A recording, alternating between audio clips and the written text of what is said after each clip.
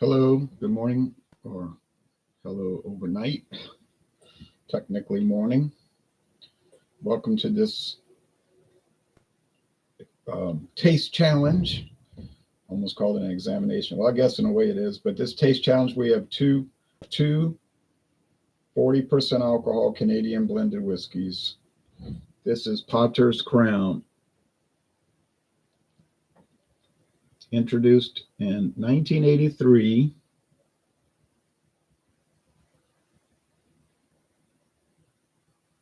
by Frank-Lin Distillers Products Limited. It's not actually a distillery, Distilling Products Limited. They are independent bottler. But Frank-Lin are the owners even now, so they've owned the brand in its whole existence. A rare blend of Canadian whiskey. There's the crown for King Charles III, King of Canada, England, the Isle of Man, the Channel Islands, the Falkland Islands, Australia, and other realms and territories around the world. All right, so it's a value brand.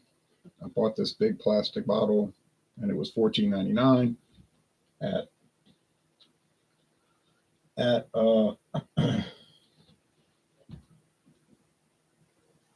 International Market. Couldn't remember where I bought it. International Market. They had it at Total Wine and More, and I saw it then when I went back to buy it. They didn't have it anymore, and then I saw it at International Market, and so I bought it there. All right. It's basic, aged 3 years. Doesn't say anything about flavoring or coloring added, so it's possible it doesn't have any coloring or flavoring, and it's also possible that it does because it's allowed. It doesn't taste like it's flavored. Anyway, the competitor is 40 Creek Barrel Select Canadian Whiskey. This is the older label. Right after I bought this, they came out with the new label. I bought this about 4 years ago. Premium, of course, but this really is premium. They always say premium, but this really is premium. It's a premium brand. Runs about $19.99 for a bottle. It says established 1992. Yes, but their first whiskey didn't go in the market until the year 2000, last year of the 20th century. Probably because they aged their stuff for 8 years or whatever, or it took a while to get everything going. But so established in 92, but like I said, first whiskey didn't go on the market till 8 years later. Product of Canada, imported by Campari America. Okay, so Campari owns this. It's an Italian company. They own a lot of brands. Walmart had this on closeout. I don't know why they got rid of it. Maybe it wasn't a good seller over there. I know Mathern sells this, and sometimes a few of the variants. Good thing it's got a brown glass bottle that protects it from the light.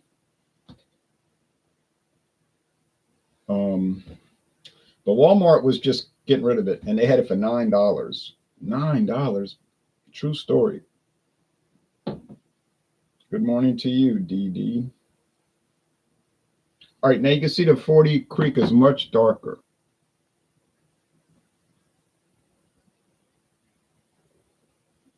Now, I don't know if that's a natural darkness or it's spruced up with coloring, but this one's amber and that one is mahogany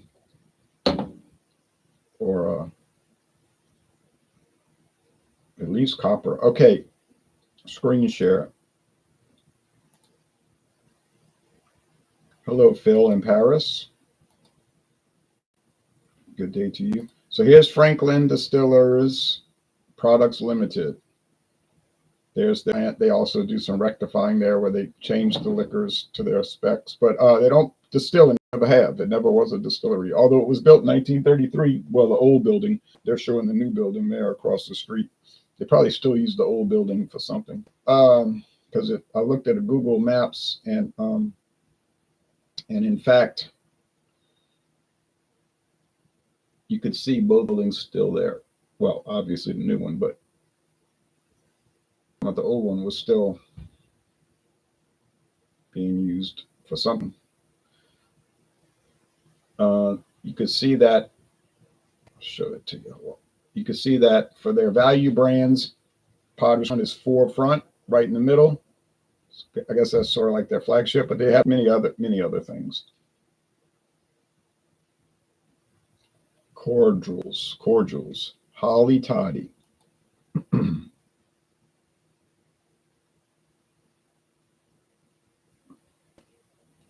Holly Toddy sell sheet. Excellent in eggnogs and Tom Jerry's. I don't know what a Tom and Jerry is. Holly Toddy rum and brandy.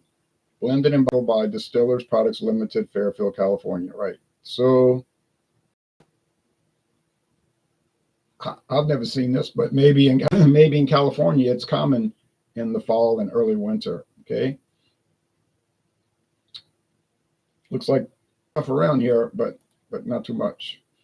Here's 40 Creek. It says Niagara whiskey. That's what they call in it now. Niagara whiskey, because it's made close to Niagara Falls, Canada. Okay. A brief history of Canadian whiskey. New bottle Niagara whiskey. But there's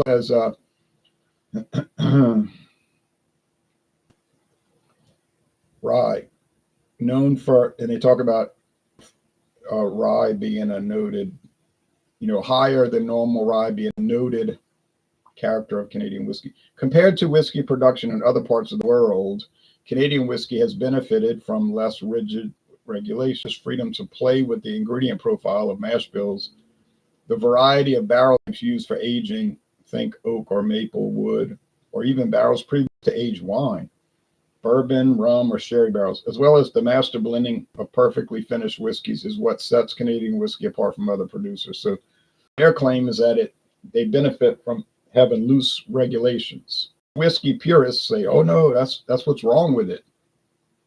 It's too variation allowed. And you get that in the beer world too,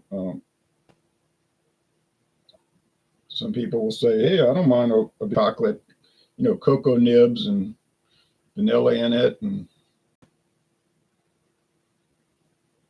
it makes it more interesting. The purists will say, oh, you don't know you don't like real beer. You got to have all this stuff in it. Like a little kid, you got to have flavor, and you're not a beer drinker. A real beer drinker would never drink beer with flavor. You get that back and forth, and some people get really angry about it. Angry. Okay, so they're comparing Canadian whiskey to other types of whiskey: American blended, bourbon, Scotch, and Japanese. The grains: Canadian, any type; American blended, any type of grain. Bourbon whiskey has to be at least 51% corn. The other 49% can be grain of any type, even unaged grain in a blended bourbon whiskey. True story. Scotch whiskey must contain malted barley. There's no argument to it. You could be a blended Scotch, which has got malted barley part of the blend, or single malt, which is all malt. You see. No, Japanese whiskey must contain malted grain. Malted grain. What type? Well, that's up to you. Whatever you want to malt. Assuming the grain is maltable. Distillation. Canadian. 95% alcohol, 95, 80, 94.8, 95%. That's the distillation level, top level. Barrels. Small wood, that's less than 700 liters. American blended, 20% aged in new charred American white oak. The other 80% can be aged in other stuff like used barrels or even unaged, believe it or not. Bourbon whiskey, new charred American white oak. I think they're wrong right there. It's new charred oak. American white is what they typically use. White oak supposedly is the best for flavor. But if you read the regulations, it doesn't mention any type of oak. It does not say American white. So I think they're wrong there, but that's just a little mistake. Scotch, small wood. Japanese, small wood. Okay, so a certain type of barrel. But then Bill Ashburn mused, what if we, started aging, making changes on that. Canadian whiskey has to be aged minimum of 3 years. American blended whiskey, 20% is aged for 2 years. Remainder can be unaged. That's correct. Bourbon whiskey, at least 2 years. Straight bourbon, so they're not correct there. Regular bourbon can be aged theoretically 1 day. I can go to Walmart right now and get bourbon whiskey that's aged 6 months. It's a true bourbon. May not be any good. May be good. I don't know. The price I saw didn't make me want to buy it, but so they're wrong there. Bourbon whiskey has to be aged, just aged. Straight bourbon, which is a type of bourbon, 2 years. So that's a mistake. Again, Scotch, minimum 3 years. Yes, that's correct. Japanese, minimum 3 years. I don't study the Japanese regulations, but I guess that's right. Flavor, or as we say here, flavor, with a no U. Canadian whiskey, yes, on up to 9.09. Now, if you look at regulations, they don't even list a percentage. No percentage listed. I've checked that so many times the last 2 years, and or at least the last year, it's not showing a percentage anymore. Used to show it. It was very detailed. So it looks like their loose regulations have become even looser. American blended whiskey, yes, in the 80% unaged portion. Right. The grain neutral spirits that they're claiming. I've never seen that, but I don't know if that's correct. I've never seen that specifically detailed in the regulations. It just says can't exceed 2.5% of the volume. And it has to be natural. That's all it said. I didn't see anything about it has to be in an unaged portion. So that could be wrong. Bourbon whiskey, no, can't have flavoring. Although they sell bourbon whiskey with natural flavor. Not flavor bourbon, bourbon whiskey with natural flavor. You say, well, that's a joke. A joke. Scotch whiskey, no flavoring can be added. Now that's true, but they can add coloring. Japanese whiskey, no restriction. That's what they're saying. I haven't studied Japanese whiskey regulations. But if Japanese whiskey is allowed to have flavoring, then there you go. A lot of people are hard on Japanese whiskey. They don't cut it much slack. And all the Japanese whiskeys I tried were good. They had flavoring. Hey, well, it was good flavoring. It tasted good. The forage or botanical. So that would be like a liqueur whiskey. Okay, well, in Canada, I guess it would be a true whiskey, right?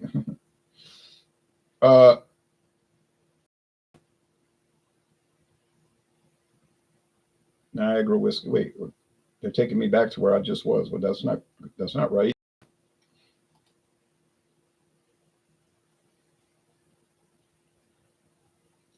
They've got view all. Well, we're not going to view all. Let's just go with the Barrel Select. That's the one we're dealing with at the moment. The original 40 Creek, their flagship. New look, same award-winning whiskey. All right, so they didn't change the recipe. If you think they changed the recipe, they didn't. They just changed the label design, more updated label design. And there are some people with highballs. All right, so you see where their focus is, right? The blend that started it all. Our Barrel Select was our first blend that showed the world what Canadian whiskey could be. Originally released in 2000. All right, so they're saying right there their first whiskey was 2000. Its unique blend of individually aged grain whiskeys from rye, barley, and corn are aged each separately, then revealed what was possible when driven by innovation in a wild spirit. The process of aging, Canada. The process of aging seasoned ex-bourbon barrels and new American white oak gives a unique and full flavor profile. Now you notice they didn't say new hard American white oak. They just said new. Okay. There's the new barrel. See it? Nice looking. I missed the boat on that. Although I don't like this clear bottle deal. I think the brown bottle was better, protected from the light. Welcome back. I'm having my morning coffee, says Wesley. I just had 3 cups, so yes. Thank you. So I'll update the notes, but there's no age statement, you see.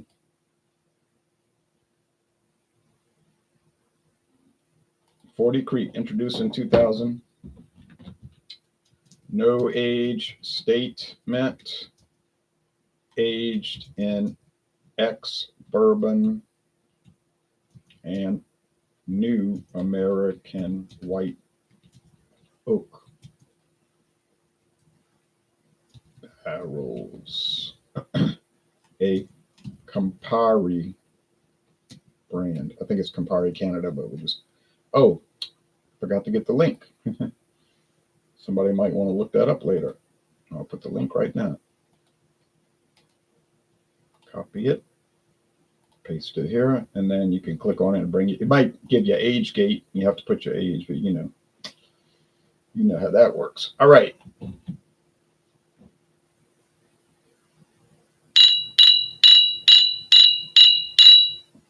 So one is dark and one is light, so I got to close my eyes. Sorry. Not trying to be rude or be strange, but I want it to be a true taste challenge. Do I think it's going to be much of a challenge? No, I don't. I don't think Potter's Crown stands a chance. What I have, 11 wins and 1 loss so far. I think it's 11-1. Well, whatever the case, I got 1 loss. After a while, you lose track. You do so many. And I don't think it's going to win any of the remaining challenges. 40 Creek, nah. Crown Royal, I can't see it winning against Crown Royal, which is kind of basic on its own, but it's still better. Crown Royal Barrels, Special Reserve / Reserve, nah, won't win. Crown Royal Bourbon Mash / Blender's Mash, they changed the name, now discontinued, nah, won't win. Never win. Crown Royal XO, aged, finished, not aged, finished in cognac barrels. Nah, can't win. So I would assume, but you can be wrong, that I'm going to finish with only 1 loss, but time will tell. And the time is now. Smell sweet corn. I mean, these things, boy, I tell you what, they have got and a little rye spice. They have got a very comparable, all of them, comparable aroma. Much like bourbon, very similar to bourbon, which is mostly corn also.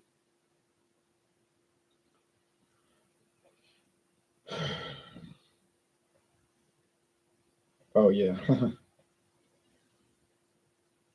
This one smells like maple syrup a little bit. Now, there is a maple syrup version of this, but I don't know. It's almost like the flavoring they use is maple syrup. You say that's not a natural flavor. Well, maple is natural, isn't it? If it's syrup straight from a tree, that's natural. And if they added it, wouldn't violate the law. Might violate your standards, might violate my standards. It doesn't violate the law. All right. Taste.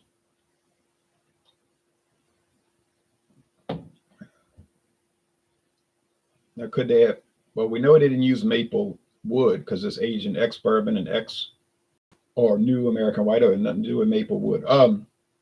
Yeah, it's a little bitey. The Potter's Crown is good, especially when you drink it on its own and don't compare it. And I said that in my solo review, which I don't think I posted yet, but I was saying, oh, this is really good. I love it. It has a good flavor, and I was surprised and everything. I said, but remember now, when you bring these things into competition, that's oftentimes when it begins to break down, that it's not as good as you may have first believed. All right, because you're starting to bring it into competition. That's why you have competitions. See how it stacks up. See if it's really what you thought.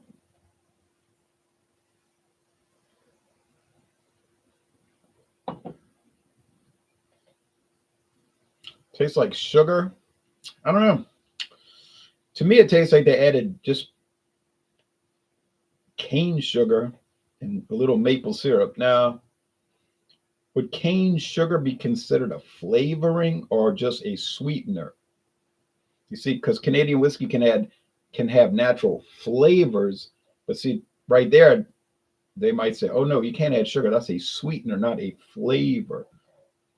But I mean, of course, it is a flavor, right? Cane sugar has a certain type of flavor. So I don't know. It's a mystery to me. That part, I'm not sure about. But there's something in there I don't know. It doesn't taste like it's coming from grain, right? I know what grain tastes like. I eat cereal every week, whether grits or rice checks. I was eating that the other day. So yesterday. So and I know what maple syrup tastes like, and that's what that tastes like. But it could be a something tricking me, you know.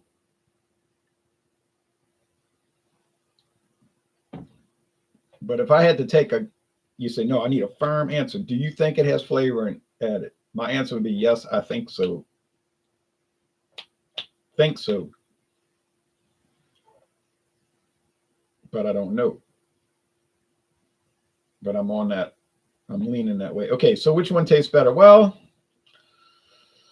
I think the 40 Creek tastes better.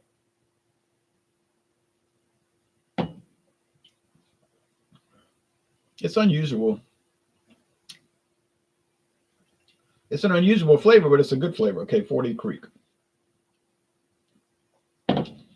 Obviously, I didn't even need to look at the label. I could see how dark it was. Charles says, good morning. Good morning to you. Tommy Carroll, good morning. Louisiana Liquor Reviews. God is great. Yes, that's certainly true. Thank you, Tommy. Y'all take care. Have a good Tuesday. Well, so 40 Creek wins. The flavor is a little unusual, but unusual can be good. You know, just because a flavor is unusual doesn't mean it's bad. It's just not the usual flavor. Unusual, not the usual, not the norm. If you want to say abnormal or something like that. Non-standard, go along with that description. But nice. I don't think 40 Creek's really that popular. I see it in stores. Can't say I really see people buying it or talking about it or making videos for it. Here and there, now and then, occasionally, but not too much. The original owners sold out to Campari, which was probably a smart idea because you don't know how long the thing is going to be. Because it was like a big news story when it came out in 2000, 2001, 2002, 2003. It was like a big deal. It was like Canadian whiskey goes craft, that kind of thing, you know, craft whiskey from Canada. And it was like this kind of independent distillery making this interesting stuff and on. And then they start adding variants to it. But hey, well, what if it starts to fade and you stuck owning it? So got to pay all the bills. So when Campari came along, I think it was 10 years later, I could be wrong, but it's something like that. They say, you want to sell your whole company to us for this amount of money? They look at the amount. Oh yeah, we'll do that. So you could pick on them for selling out, but then on the other hand, you can't really blame them because they have done well. Okay, did well with that. So beautiful label. I like it more than the current label, but the current label is what I see in all the stores now, the Niagara whiskey. But you might find some of these older bottles around, maybe. Potter's Crown, yeah. I said this one wasn't that popular. I know this one isn't. Not here. Maybe in California, it's in every liquor store. But around here, it's like they say, a rare blend. Yeah, it's rare in Louisiana, but I can buy it in Louisiana as evidenced by the fact that I've got a bottle, don't I? I know where to get more. I will never buy more. Look how much I have left. Take a lifetime to drink it all, basically. Okay, so that's end of it. Last comments. Craft distilleries don't seem to gain traction like the breweries did. Oh, did yeah. I think you're right. They just kind of out there. And then another thing that hurt them, I guess you could say, is that a lot of these craft distilleries weren't really distilleries all along. They were just sourcing the whiskey from Indiana. And they were trying to make it look like a craft distillery with, you know, quirky labels, kind of a homespun story about Ted and his partner Jan.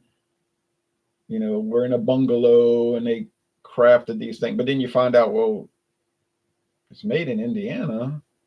You know, you just bottle it there. Yes, but we developed it. We gave the Midwest Grain Products, MGP, the specs, and they made it. Okay. So then people are like, wait, that's not even craft whiskey. That's sort of like phony. Now, at least with a craft brewery, they're making their own stuff, right? Now, there is a craft distillery in New Orleans, at least one. Well, I know there's a vodka one. They make their own stuff. They claim we make our own stuff, and the bottle says "Made New Orleans." So my friend David says, "Oh, they're just making that up. They're putting that on the label." I said, "Man, you know how much trouble they could get into if you could prove otherwise." But it was weird. We went to the distillery, but it was a Saturday. To be fair, they might do all their work on the weekdays, and there was no production being done. They showed us all the equipment. That thing was so quiet. The room we went in, which was not big, nothing happening. And he was telling me, I don't think I think it's like a sham. What he was saying. I said, I don't believe that, but it was weird. And then when you went to the Sazerac house, you went in their distillery. Hey, it's working. They're operating. The guy was saying, look, here's the fume. He was letting us smell the what they call Sazerac rye, because they distill Sazerac rye in New Orleans as well as Kentucky. And he was saying, over here, I've got it. This part's working, and it was all running. It wasn't all quiet. Strange, you know. But anyway, I think that's craft beer tastic. I think that's probably a big reason why craft whiskey, plus the price, is exorbitant. You think craft beer is expensive? Ha ha ha. It is. Go buy some craft liquor, or so-called craft liquor. Then you're really going to be paying and paying. And a third reason could be that people tried it and they didn't find it was really any better than the major brands. If that's the case, why buy it? You know, so I don't know, but you're right. You're on the right track for sure. It didn't ever seem to take off like you would have thought. But then, like I said, those factors. Now, does the Louisiana craft industry do all right as far as liquor? I guess they have Melick. They make